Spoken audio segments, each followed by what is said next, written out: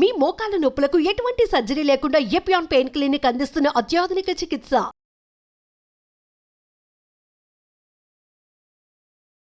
నమస్తే, welcome to Suman TV. Weight loss ఇప్పుడు ఈ పదం ఎక్కువగా మనం వింటున్నాం. సో ఇండియా కూడా డయాబెటీస్లోనే కాదు, సో వెయిట్ గెయినింగ్లో కూడా ఫస్ట్ అయిపోతూ ఉంది. సో అందరూ ఊబకాయంతో ఉంటున్నారు.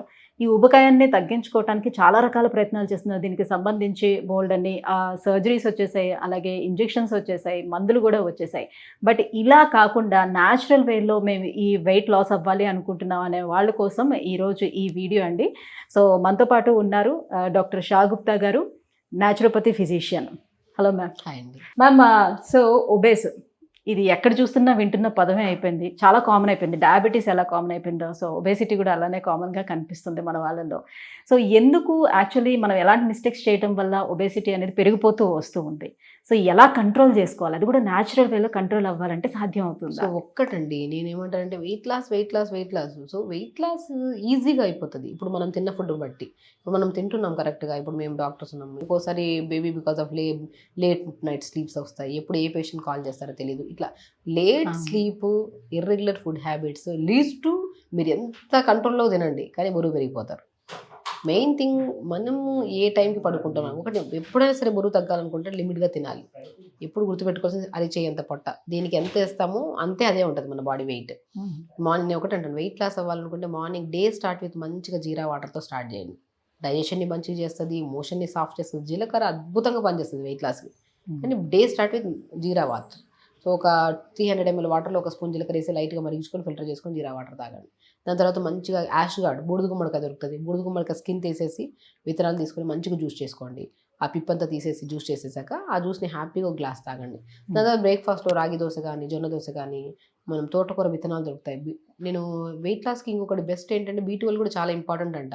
ఇప్పుడు మనం ఏదైనా డైట్ చేసాము, ఓ 10 kg తగ్గాము, 3 months బాగా కష్టపడి, దాని తర్వాత మళ్ళీ పుటాన్ అవుతున్నాం. ఇక్కడ మెయిన్ థింగ్ మనం టెస్ట్ చేసుకోవాల్సింది B12 కానీ ఐరన్ కానీ మన బాడీలో తగ్గిపోయింది అనుకోండి, డెఫినెట్గా తగ్గిన పెట్టి మనం ఇమీడియట్గా పుటాన్ అయిపోతుంది.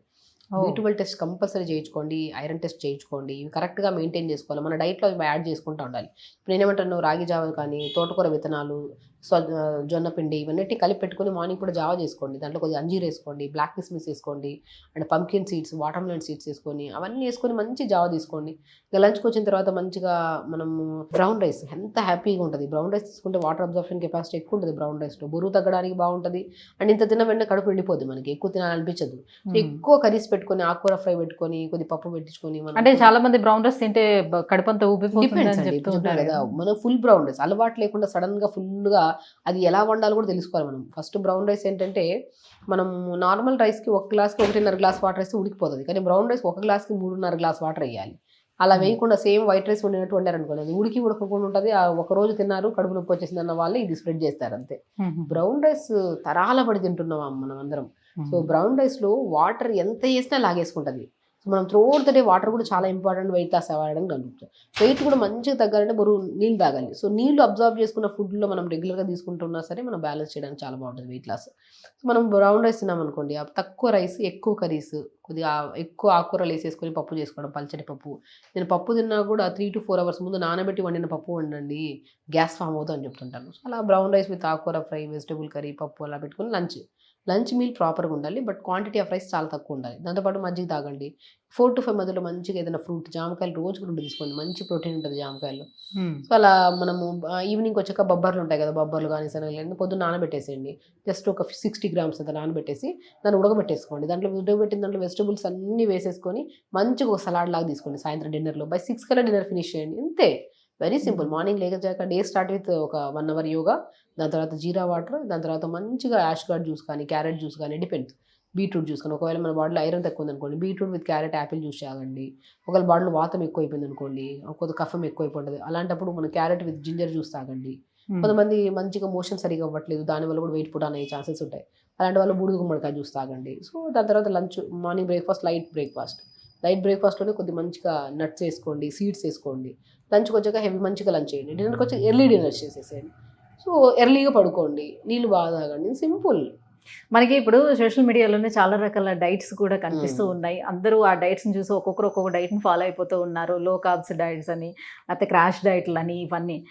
సో తగ్గడం అయితే తగ్గిపోతున్నాం, మళ్ళీ మీరు అన్నట్టుగానే సో తొందరగా వెయిట్ పుట్ ఆన్ అవ్వడం జరుగుతుంది. ఆ కన్సిస్టెన్సీని వాళ్ళు మెయింటైన్ చేయలేకపోతున్నారా, లేకపోతే బాడీలోనే ప్రాబ్లం ఉంటుందా, అది అసలు పని చేస్తాయా అని? ఒకటి డైట్స్ అంటే ఏదో విన్నాము దాన్ని ఫాలో అయిపోవడం అనేది చాలా రాంగ్. బేసికలీ ఏంటంటే అది ఒక్కొక్కరు బాడీకి పడుతుంది, ఒక్కొక్కసారి బాడీకి పడదు.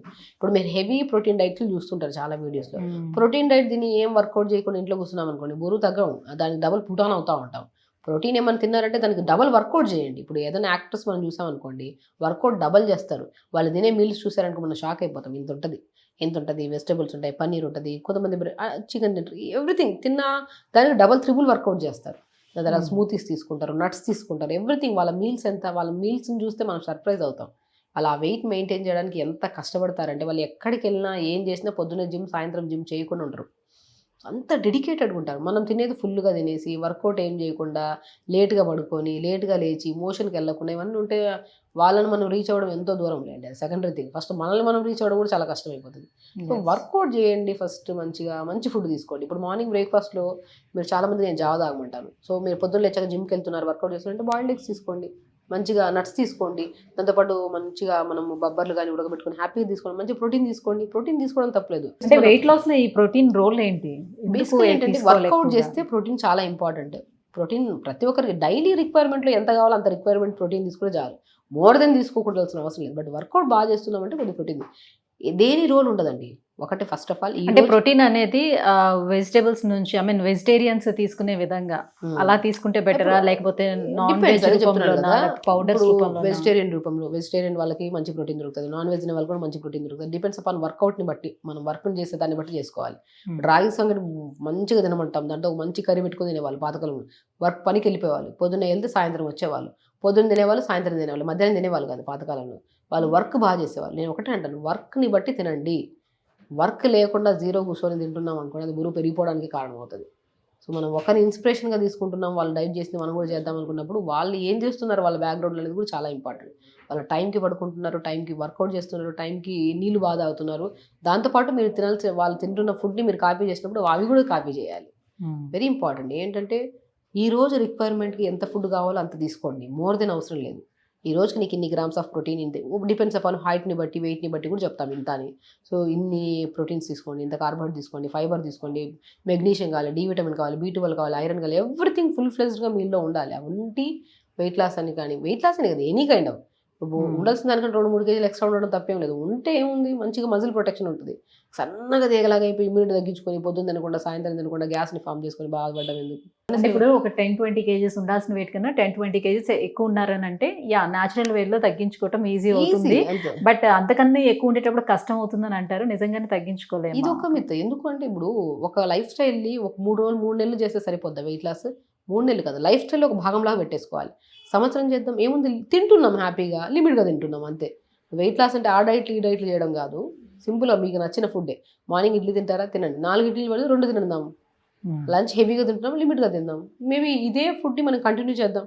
ఈ మంత్లో ఎంత తగ్గాం, నెక్స్ట్ మంత్ తగ్గుతాం వెయిట్. అది ఒక డిసిప్లిన్ని బట్టి ఉంటుంది చెప్తున్నాను. నిద్ర ఒకటి చాలా ఇంపార్టెంట్. మీరు ఒక డైట్ చేస్తే సరిపోదు, నిద్ర చాలా చాలా ఇంపార్టెంట్ రోల్ వెయిట్ లాస్కి. అండ్ వర్కౌట్స్ చాలా ఇంపార్టెంట్. ఈ 2 కరెక్ట్గా ఉంటేనే మనము తిన్న ఫుడ్ ఈజీగా డైజెషన్ అవుతుంది. ఫ్యాట్ని కట్ చేసుకుంటూ మంచి గుడ్ మజిల్, ఎనర్జీ ఉండాలి. వెయిట్ లాస్ అవ్వడం ఒకటే కాదు, ఎనర్జీ ఉండాలి, గ్లో ఉండాలి, హెయిర్ గ్రోత్ ఉండాలి. ఆ డైట్ ఈ డైట్ చెట్టు జుట్టు రాలిపోతుంది, కిడ్నీ ప్రాబ్లమ్స్ వస్తున్నాయి, అవి ఇవి ఎందుకు రావాలి?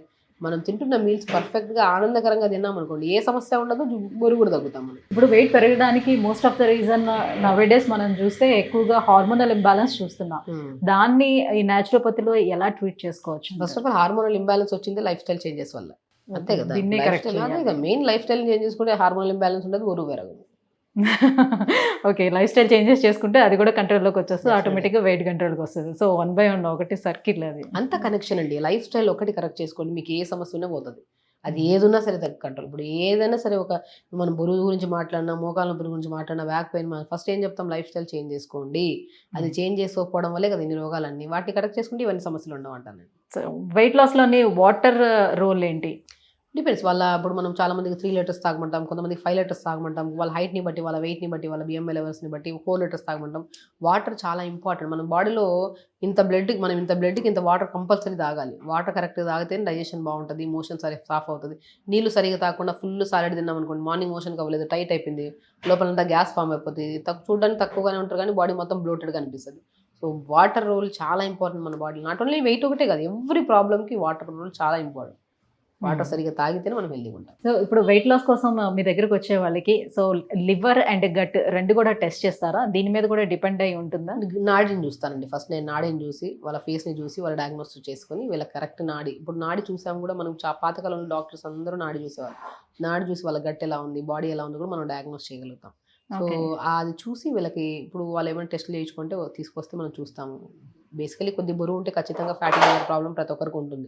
లివర్ని కూడా డీటాక్స్ చేయాలి మనం. వాళ్ళకి డిపెండ్స్, వాళ్ళ ఫాస్టింగ్ చెప్తాం. కొంతమందికి వీక్లీ వన్స్ ఫాస్టింగ్ చేయండి అండ్ ప్రాపర్ మీల్స్ తీసుకోండి, ఎర్లీగా పడుకోండి. ఇవన్నీ చేంజెస్ చేసుకుంటే లివర్లో ఫ్యాట్ ఉండదు, కిడ్నీ బాగుంటుంది, ఎవ్రీ ఆర్గన్ బాగుంటుంది. నేను చెప్తున్నాను అన్నిటికీ కనెక్షన్. బయట ఎంత మనం మాట్లాడుకున్న ఫైనల్కి వచ్చేది నిద్ర, స్లీప్, వర్కౌట్. ఈ మూడే మెయిన్. మనం ఎంత డ్రాగ్ చేసినా ఈ టాపిక్ని ఫస్ట్ ఫైనల్కి వచ్చింది ఒకటే, నీళ్ళు బాగా తాగండి, తొందరగా పడుకోండి అండ్ స్పెషల్లీ వర్కౌట్స్ చేసుకోండి. ఈ మూడు బాగుంటే ఆకలి టైంకి వస్తుంది, లిమిట్గా తింటాం, ఎవ్రీథింగ్ బాగుంటుంది. Thank you ma'am, thank you so much. So weight gain అవడానికి రీజన్స్ అండ్ న్యాచురల్ వేలో వెయిట్ లాస్ ఎలా అవ్వచ్చు అనే విషయాలు తెలియజేసినందుకు థ్యాంక్ యూ.